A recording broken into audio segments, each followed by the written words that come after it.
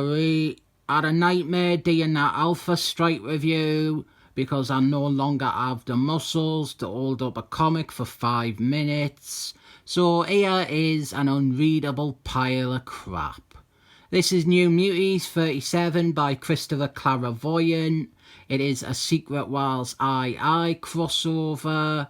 In Uncanny X-Men, we have seen how Christopher Claremont, he has been abusing Secret Wars II tie-ins and the character of Beyond a Man to push his strong female characters, or as I call them, his wank bait.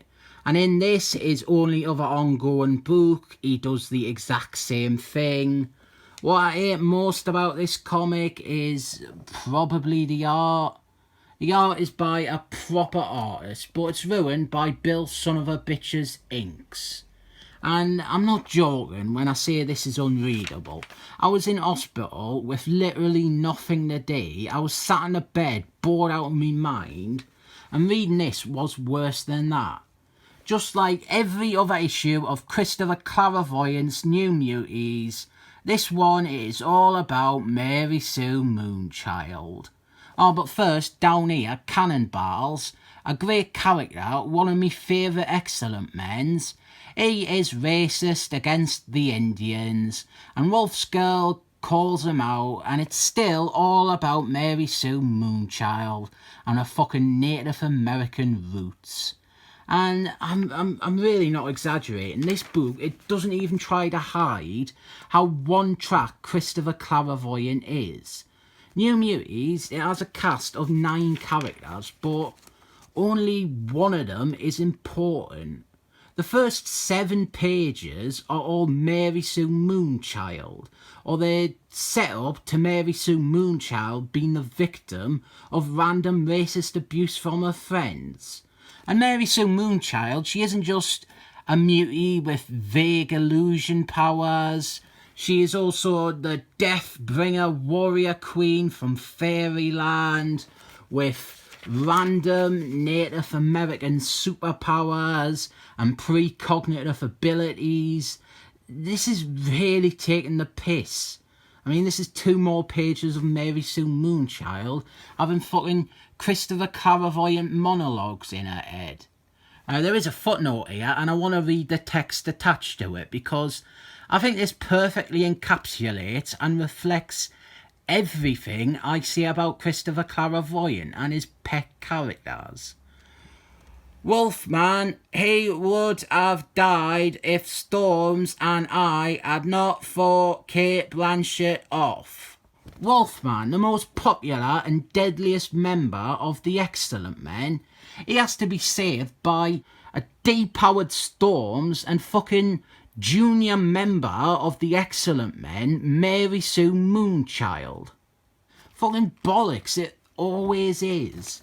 If Christopher Claremont ever focused on any other character as much as he focuses on his pets, you could make the argument that he is writing an actual team book, but every issue I have looked at of this series, it's always all about Mary Sue Moonchild, even when the story itself clearly should be another character's arc, like Dr. X having a son. We've got a little bit with Eclipse here, and you might be thinking, oh, Christopher Claremont, he's spotlighting another character. But no, this is all just set up for the Fallen Angles mini-series. And there is She-Hulks. Hashtag keep She-Hulks away from Bill son of a bitch forever again, even if he is just doing the ink. And please, thank you again, right-click save target as.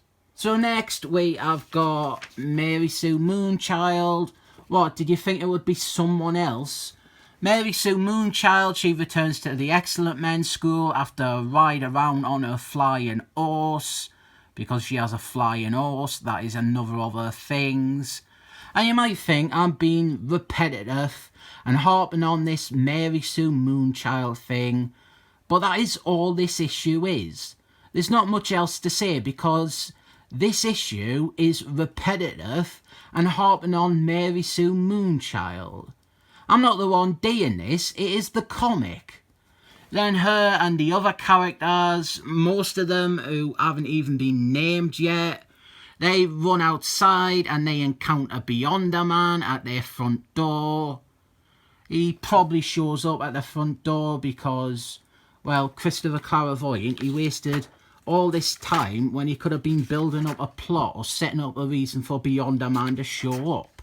Instead, he spent all that time with Mary Sue Moonchild flying around and having visions.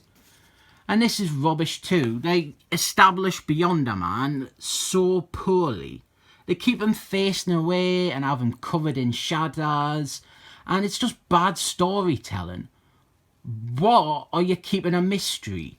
You have the characters shout out his name there. It's not a fucking secret. Straight away, he kills some of them, but obviously not Mary Sue Moonchild.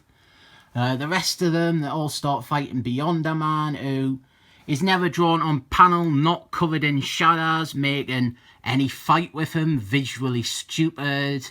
But all the new muties, except for Mary Sue Moonchild, they are quickly defeated by Beyonder Man. And then we build to what they were obscuring him for. This one splash page where he stands revealed, where Inca Bill Son of a Bitch continues to obscure almost all of them in shadow. It's not just that Bill Son of a Bitch is a bad penciler. He's not doing the pencils for this. He's just doing the inking, and the inking is terrible. This is a fucking splash page. This is a fucking establishing shot of Beyonder Man. And look, he's just fucking spilled black paint over all of what he had to do. I really do put Bill Son of a Bitch up there with like Tom Grindbergers and Robert Liefeld and all them other artists that I have said are some of the worst ever.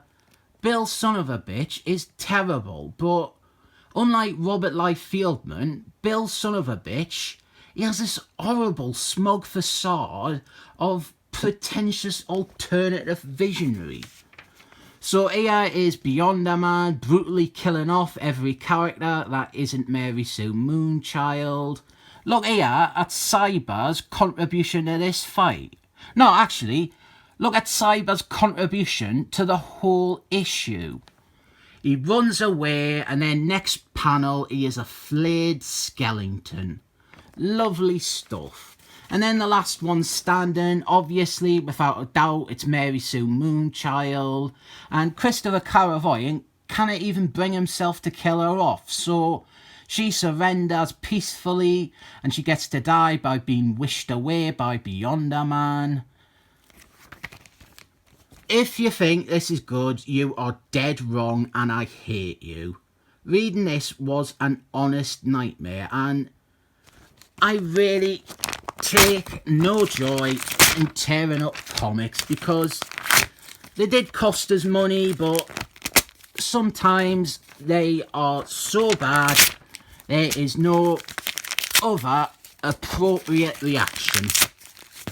New Mutants 37 is bad at everything, so I rate it 7 thumbs up.